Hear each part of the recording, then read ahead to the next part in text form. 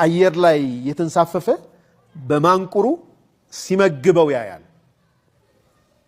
አሃ አላህ እንግዲህ ይህንን አሞራ አይኑ የጠፋ ክንፉ የረገፈ አሞራን የሚቀልብ ጌታ እኔንማ ወለቀድ ከረምና ብሎ አልቆኝ እኔንማ ይረዝቀኛል እንጂ ምን ብዬ ነው የምለፋው ብሎ ጥሎት ያን ንግዱን ተመልሶ መጣ። አላ ሰውየው ጋር ምን ነው ቶሎ መጣ አሉት። እኔማ ጉድ እንደው ጉድ አጃኢበት ነው ያየው አላቸው።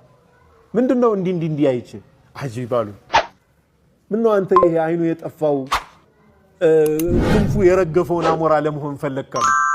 ያኛውን አቶንም እንደ ይሄ እንትን የሚቀልበውን ገብቷችኋል?